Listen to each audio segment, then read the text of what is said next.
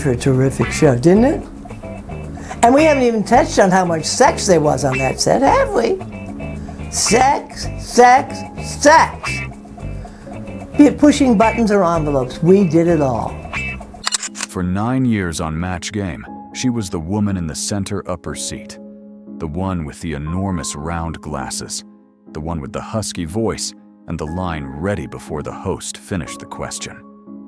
To millions of Americans, Brett Somers felt like a friend they had invited into the living room. But she wasn't. Almost no one ever saw the full picture. Not the husband she stayed married to while living in another city. Not the audiences who laughed at her jokes the same week she was hiding a diagnosis.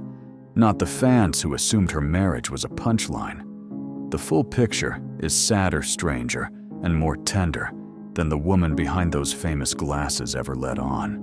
In 1973, CBS revived an old game show called Match Game and built it around a panel of 6 celebrities trading insults in a haze of cigarette smoke. Charles Nelson Riley sat in the top right corner. Brett Somers sat in the center right next to him. They became the heart of the show. She wore wigs that changed every taping. She wore glasses big enough to read from the back row. She wrote her answers left-handed, slow and deliberate, while the camera caught the smirk forming before she flipped the card. Audiences thought they were watching her be herself. In a way they were. But the woman they saw was a character she had been building for 30 years, and the name Brett Somers wasn't even the name she had been born with. She was born Audrey Dawn Johnston in St. John, New Brunswick on July 11, 1924. Her family crossed the border into Maine when she was very young, and she grew up in Portland, a stoic New England port town where ambition wasn't something you announced out loud.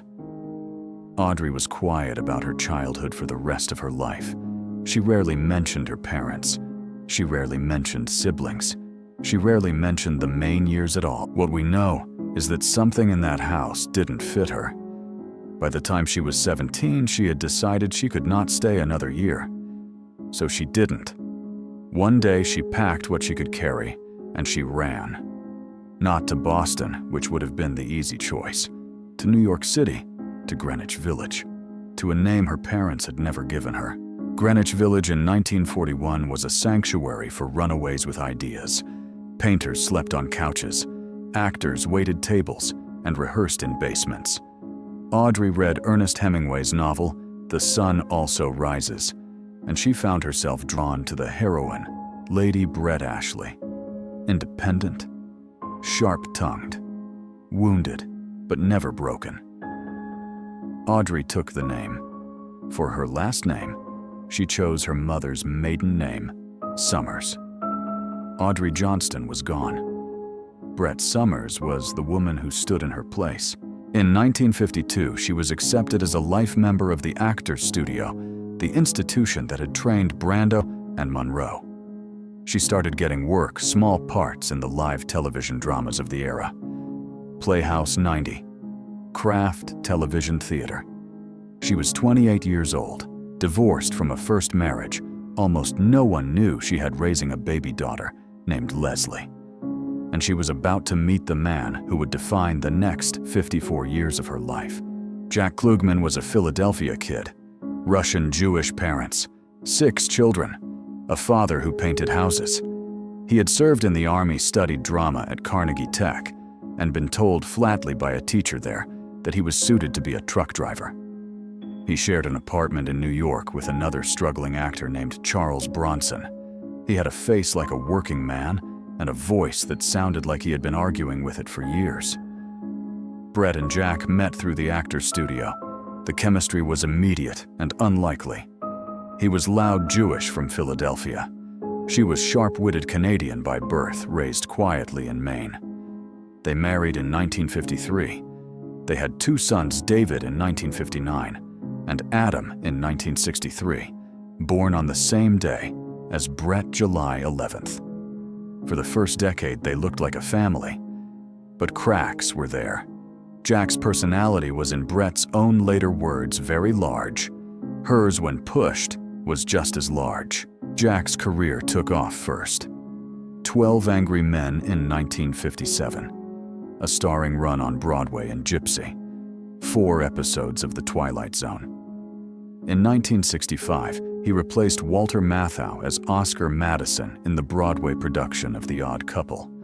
By 1970, he was playing Oscar on television opposite Tony Randall, and he was famous. Really famous. Brett was working 2 small parts in dramatic anthologies, but she was working in his shadow, and then there was the drinking. Brett liked martinis. She would later say with the dry humor that defined her that she had to give them up because she enjoyed them too much. Jack had his own habits. Pop culture historian Jeffrey Mark, who knew them both, put it carefully. By the time The Odd Couple began filming in 1970, he said the marriage was already in trouble. They had 2 sons. They had Brett's daughter Leslie. They had a household. They did not have a working marriage. In 1974, after 21 years of marriage, Jack Klugman and Brett Somers separated. They did not hold a press conference. They simply stopped living together. Jack stayed on the West Coast, where Quincy M.E. would soon make him an even bigger star. Brett moved to New York and built her life around the city she had run to as a teenager. They kept the same joint checking account. They kept the same easy conversation. They just stopped being husband and wife in the way that usually means. In an interview that fall, Jack tried to explain it to a reporter. He said he had never wanted to be married. He said Brett knew that. He said if he ever decided to marry again, it would be for her. But he didn't want to be bound. There was something in his voice that sounded like apology, and something else that sounded like relief. Brett heard about the interview. She told a friend in her flat, dry way that he wanted his freedom, whatever that meant. Here is the strange thing. In 1973, right before the separation became official, Jack appeared as a guest panelist during the first week of the new Match Game. He turned to the producers afterward and told them they had to put his wife on the show. They were skeptical. Brett wasn't a famous name. He insisted. They booked her. Audiences took one look at her, one listen to that husky voice, and the producers had their answer. She stayed for 9 seasons, and here is where the marriage became part of the act. Brett and Jack would appear together on talk shows. They would needle each other on the air. The audience would laugh. The audience thought it was a comedy routine. It wasn't. It was a real conversation between 2 people who couldn't live together and couldn't quite separate, performed in front of millions who had no idea what they were watching. Brett never broke. Jack never broke. They did the bit, took the laughs, and went home to different houses.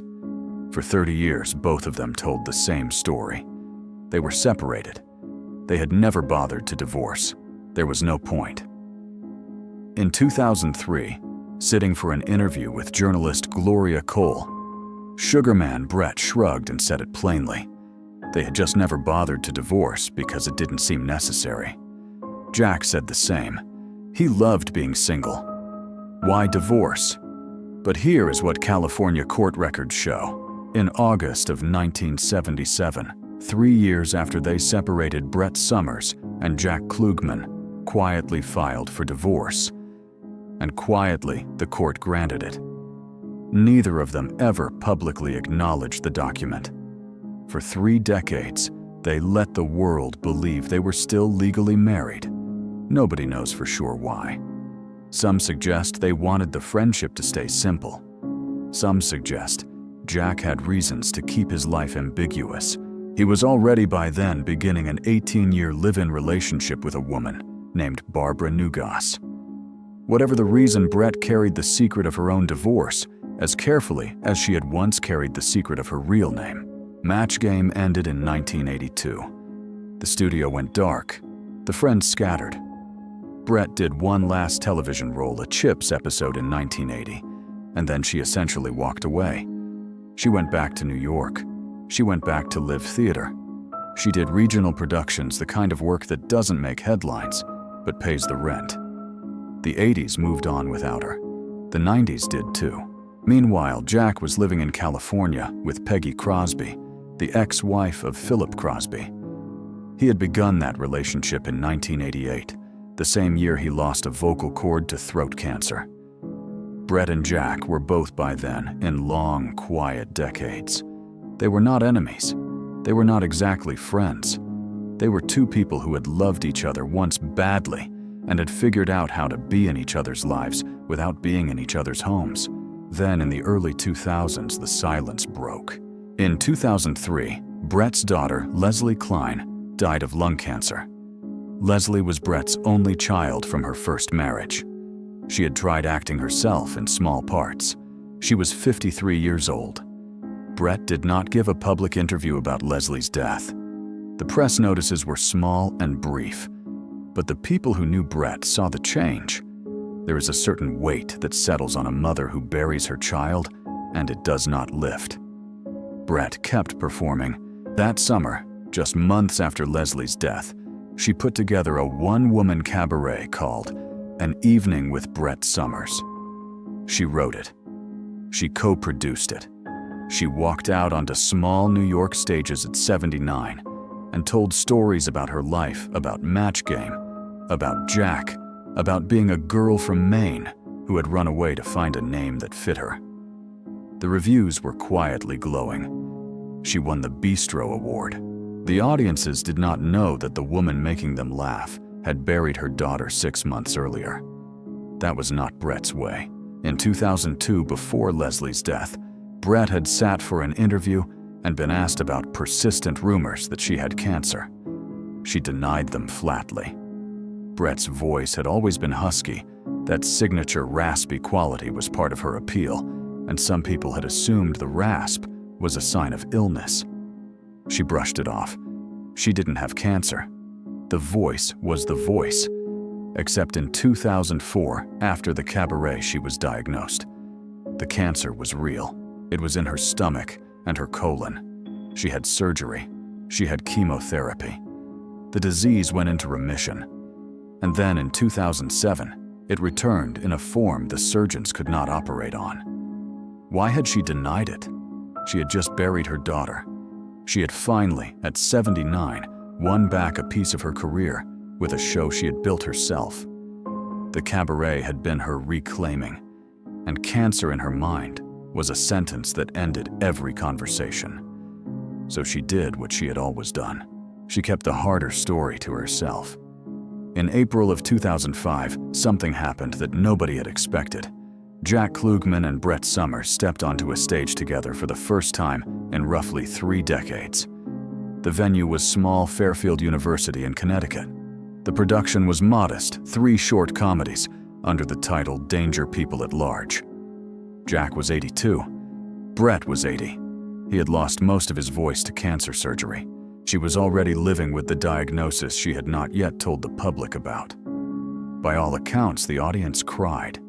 Not because the comedy was sad, because the people watching knew even without being told what they were looking at. 2 old performers who had once been a marriage, who had loved each other in ways neither of them had known how to describe. After the show, witnesses said Brett invited friends back for a drink. Jack stayed close. He was beaming. One witness said it was obvious they adored each other. It just hadn't been enough to live together. It was, though, enough for one last night on a stage. Brett went home to Westport, Connecticut. She had lived there for years, a quiet New England town, not so different from the Portland she had run away from at 17. The cancer came back inoperable. She stopped performing. She stopped giving interviews. Her son Adam, named for the day they shared, was with her. On September 15, 2007, Brett Somers died at home. She was 83. Charles Nelson Riley, her best friend on television, would die 6 months later. 5 months after Brett's death, Jack married Peggy Crosby. The marriage had been waiting on the shelf for 20 years. He had been with Peggy since 1988. He had waited for Brett. Whatever they had been to each other, separated, but not estranged, divorced, but not goodbye.